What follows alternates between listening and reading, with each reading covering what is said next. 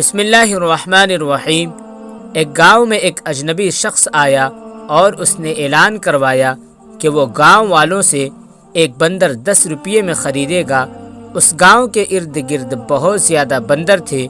دیہاتی بہت خوش ہوئے اور انہوں نے بندر پکڑنا شروع کر دیے۔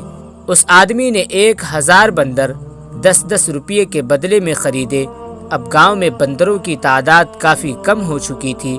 چند ایک بندر باقی تھے جنہیں پکڑنا دشوار ہو گیا تھا۔ اس وقت تاجر نے اعلان کیا کہ اب وہ بندر 20 روپے میں خریدے گا۔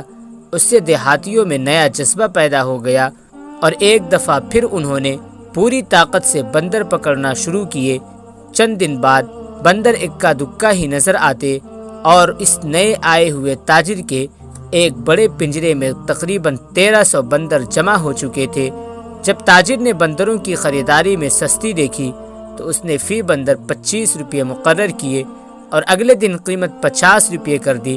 اس قیمت میں اس نے صرف 9 بندر خریدے۔ اب جو بندر بھی نگاہ انسان کی زد میں آتا داخل زندان کر دیا جاتا۔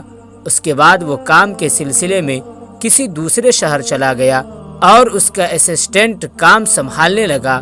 اس کی غیر موجودگی میں اس کے اسسٹنٹ نے دیہاتیوں کو جمع کر کے کہا، اس بڑے پنجرے میں تقریباً 1450 جانور ہیں جو استاد نے جمع کیے ہیں۔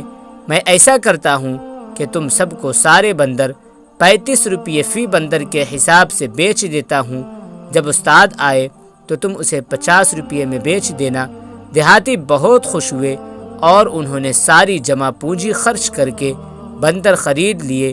لیکن اگلے دن کچھ ایسا ہوا کہ انہوں نے نہ کہیں تاجر کو دیکھا نہ ہی اس کے اسسٹنٹ کو، بس ہر جگہ بندر ہی بندر تھے۔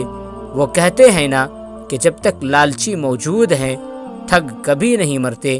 انسان کی لالچ کا پیالہ کبھی نہیں بھرتا کیونکہ اس میں ناشکری کے سوراخ موجود ہوتے ہیں جو اس کو کبھی بھرنے نہیں دیتے۔